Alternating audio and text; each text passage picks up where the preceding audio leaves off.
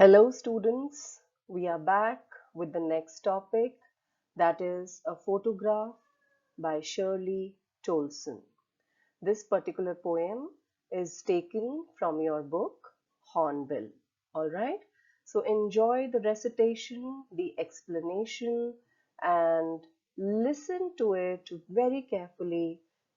Go ahead with your own interpretation, go ahead with your own logical explanations, and then involve yourselves and your friends with, get into some discussions, get involved in more and more of interactions on such topics which are given to you, which are explained to you in the classroom.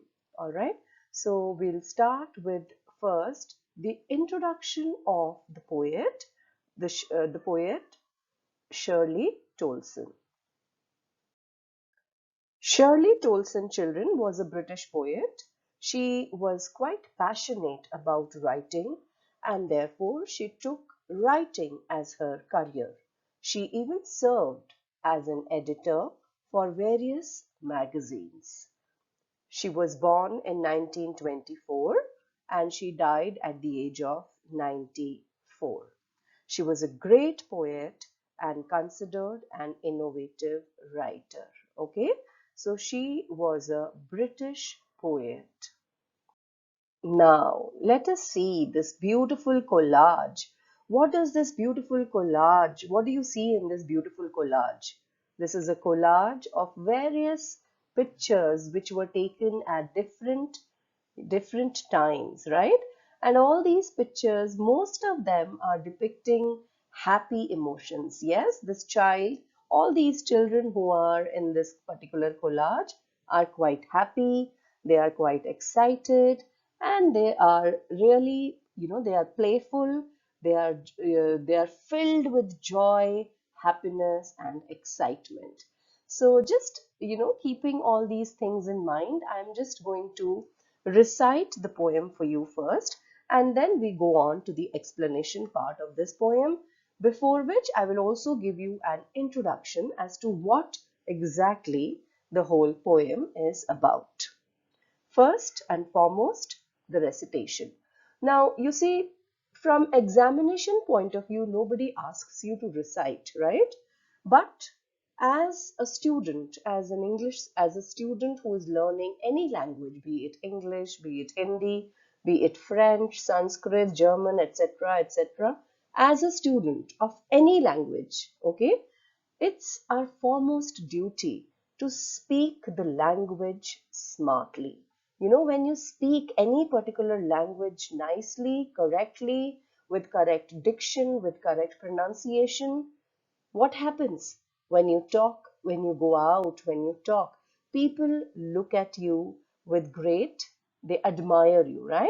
And they say, yes, this person knows how to speak well, all right? And English is one language which we generally speak very well, very fluently, right? So here we go. A photograph by Shirley Toulson. The cardboard shows me how it was when the two girl cousins went paddling, each one holding one of my mother's hands, and she, the big girl, some 12 years or so. All three stood still to smile through their hair at the uncle with the camera. A sweet face. My mother's that was before I was born. And the sea, which appears to have changed less, washed their terribly transient feet. Some 20, 30 years later, she would laugh at the snapshot. See, Betty and Dolly, she would say, and look how they dressed us for the beach. The sea holiday was her past, mine is her laughter. Both wry with the labored ease of loss. Now she has been dead nearly as many years as that girl lived, and of this circumstance There is nothing to say at all. It's silence, silences. All right. So now, once recitation has been done, and now we are going to recite and explain simultaneously.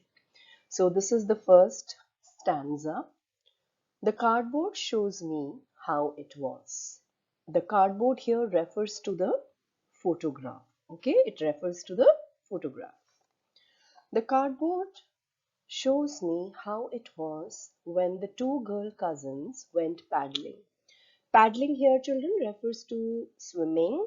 In this case, however, it means walking barefoot in shallow water. Each one holding one of my mother's hands. So basically, how many girls are there? How many? Three. My mother and her two girl cousins. And she, the big girl, is my mother, some 12 years or so. So the mother is just 12 in this particular photograph. All three stood still to smile. Stood still, smile. Yes, as you can see, this is alliteration. Through their hair. Through their hair means hair, it must be they are at the beach, it must be windy, and therefore hair flying, their hair just flying because of the wind that is blowing. At the uncle with the camera. Now, obviously, when somebody clicks your photograph, what do?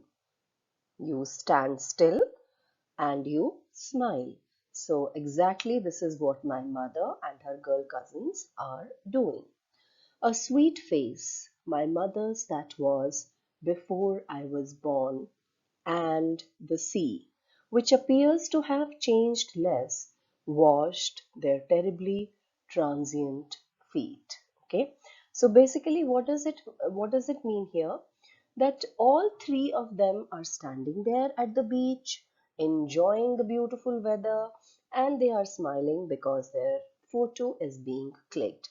And the poet is remembering her beautiful mother, her beautiful, sweet, pleasant face, and the sea. Now, here, children, you can see the sea has been personified here. What is the meaning of the word personification? Personification is when we attribute human characteristics to something that is non-human. Please remember this. This has been told time and again that we are not to confuse this. When we say human, we give human characteristics or human like characteristics to something that is non-human. Now, non-human may or may not be living or non-living. Okay, it can be living also, it can be non-living also. For instance, you can personify your mobile phones, you can personify your laptop, you can personify a river, you can personify mountains, you can personify calendar. Anything that comes to your mind which is non-human can be personified. In fact, you can try and write some beautiful poetry by personifying things. Okay, so the sea has not changed at all. The sea, which appears to have changed less, washed their terribly transient feet. So now here the poet is drawing a comparison between the nature and life of human being, or you can say human life and nature. So how is she drawing this comparison? Let us try to understand. Nature, children, is perennial, while human life is transient or temporary.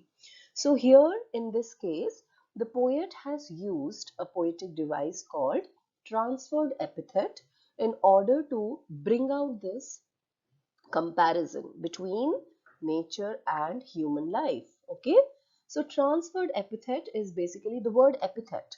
The word epithet, children, means adjective. Okay, now when an adjective from one noun is transferred to another noun, that is your transferred epithet. Okay, now in this case, what is happening? Human life is temporary, children. Human life is short lived and not the feet. Okay, do you understand that? It is not the feet that we are talking of here. What is transient in nature, what is temporary in nature is the human life, not just the feet. So, the human life is temporary, the human life is short-lived and not the feet. So, when the adjective for one noun, like life in this case, is transferred to another noun like feet, again in this case, that is called a transferred epithet.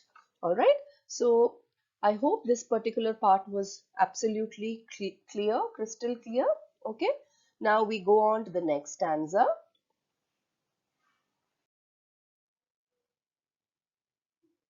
Alright, so now we are on this second stanza.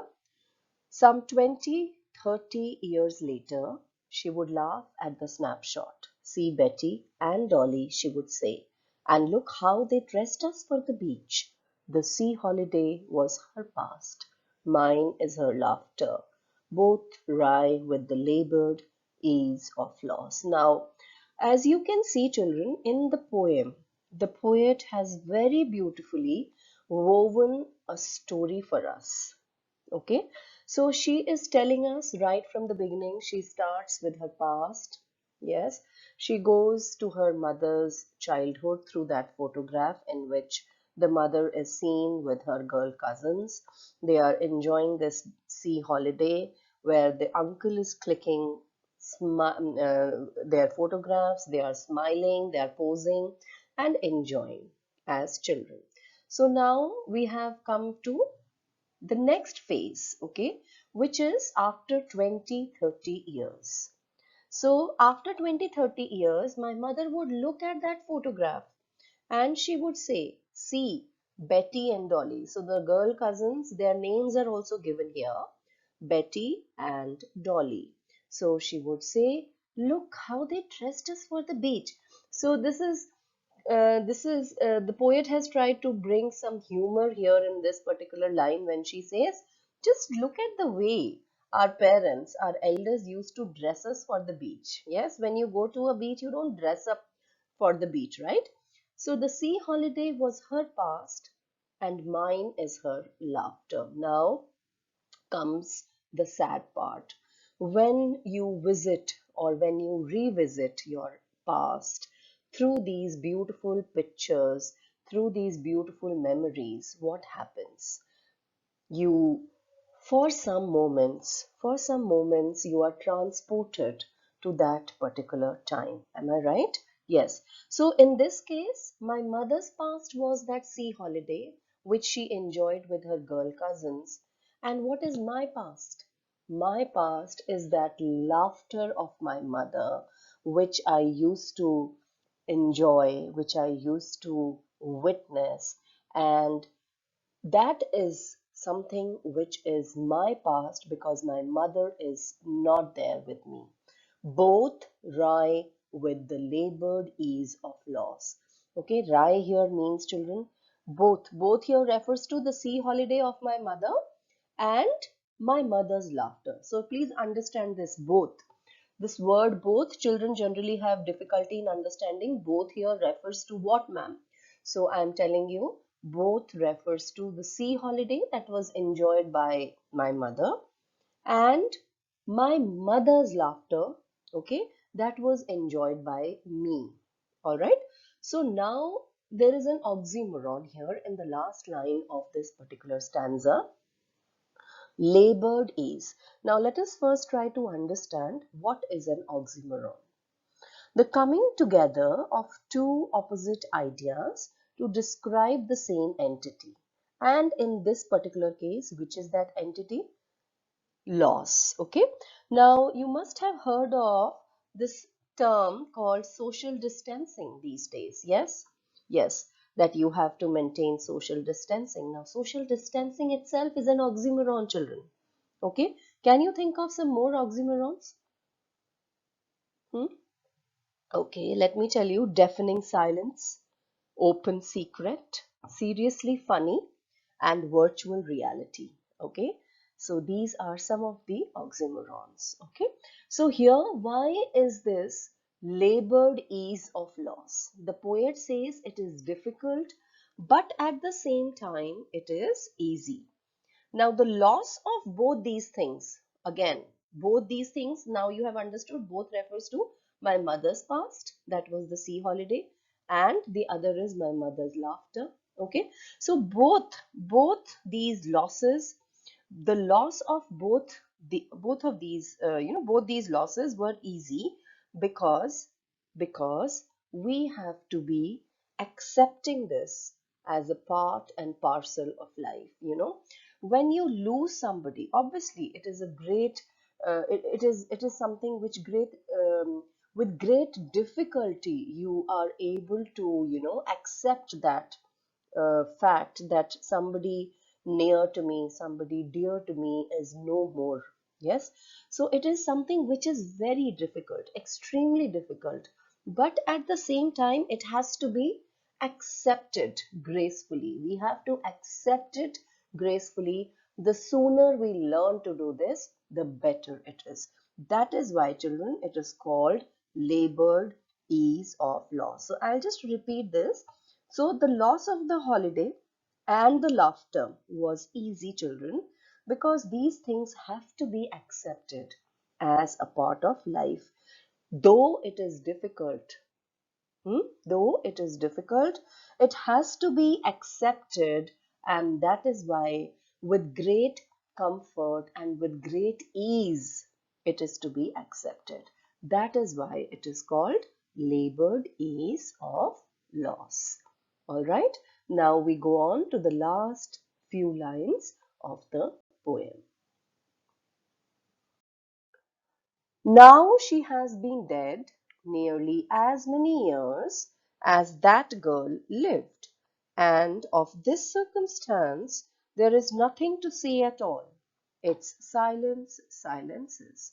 She has been dead nearly as many years as that girl lived. So basically, how old was my mother in the beginning of the in the first stanza? She was just 12, right? Yes, she was 12, some 12 years or so. Yes, in the fourth line, if you'll see, she, the big girl, some 12 years or so. So my mother was 12 years in that photograph. And now she has been dead nearly as many years as that girl lived. Yes, so it's almost 12 years now that my mother left me. Yes, and of this circumstance, what is this circumstance? This circumstance refers to the loneliness, the sense of loss that I suffer because she is not there with me. My mother is not there with me. So, because of her absence, the circumstance, what is the circumstance? The circumstance has brought loneliness in my life. It has created a loss. It has created a sense. There will always be this sense of loss and loneliness which can never be filled. There is nothing to say at all. And when I face this kind of circumstance, when I face this situation, I do not have anything to say. Nothing comes to my mind. I am totally blank. I am completely speechless. Nothing comes to my mind at all. It's silent silences. Again, an alliteration. Okay, did I define alliteration for you? No, I don't think so. Let me just define it for you now. So, alliteration is, children, the occurrence of the same letter or sound at the beginning of adjacent or closely connected words. So, in this case, silence, silences. So, silence here is used as a noun and silences is used as a verb. Now, again, as I told you in the beginning of the recitation, that you can have your own interpretations, of course. Now, my interpretation says that it's silent silences. Now, there can be two, three interpretations here. What has been silenced after all? Is it the photograph or is it the poet herself? Because she has nothing to say at all, so she does not have anything to say. She finds She finds no words to explain. She's completely blank, speechless. So this circumstance in which she has become very lonely, the silence of that circumstance has completely silenced her. Okay, so now let us quickly revise, recapitulate as we call it, the poem once again for all of you. All right, a quick recapitulation, children. Now, when I say recapitulation, you can obviously revisit the slides and you can see the explanation and clarify anything that is troubling you. Let us quickly recapitulate the poetic devices that the poet has made use of in her poem. Personification has been used when in this the sea has been personified. Alliteration has been used when in the last line it says its silence silences. Stood still to smile in the fifth line of the first stanza. Terribly transient, again the last line of again the first stanza. Okay, so these are a few alliterations in the poem. I have already told you about the personification. Oxymoron we just did in the last stanza, last line, not the last stanza, I'm sorry. This was the second stanza, last line. Labored ease was an oxymoron, and transferred epithet was also mentioned when I was explaining transient feet. Okay, so it is not the feet that are transient. Basically, the poet is talking of the human life that is temporary, that is transient. All right, now let us go on to interpret the poem.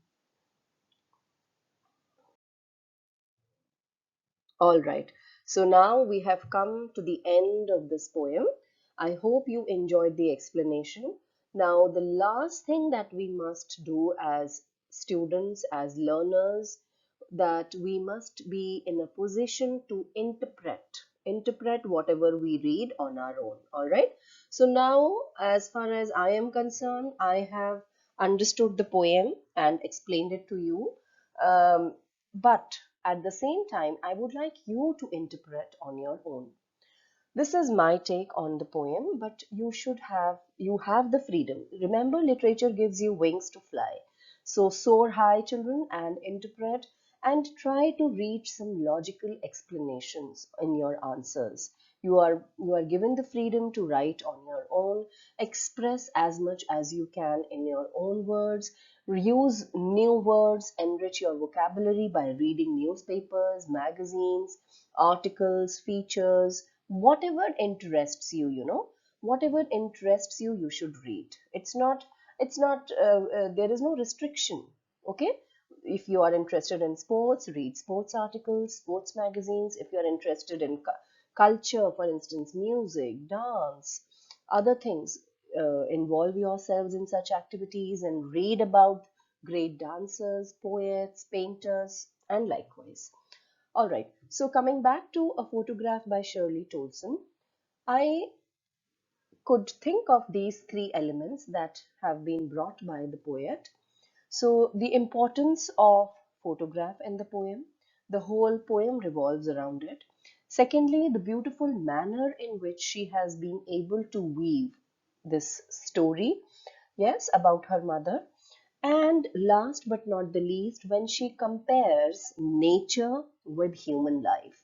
So she is kind of giving us a deeper meaning about life. She is kind of telling us to, understand and interpret and live life to the fullest. Okay, so life and death, okay, both are going to be there. If we are alive today, we are bound to die one day.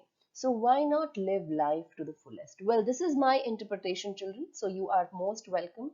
You are really free to have your own interpretation. And especially the lines in the first stanza, the last two lines where she is drawing a comparison between the nature and human life, that has been brought out very beautifully. All right, so that was all about a photograph by Shirley Toulson. In case you have any doubts, you please clarify them in the classroom. And have a good day, children. God bless you all. Have a great day. Stay home. Stay safe. Thank you. Thank you all.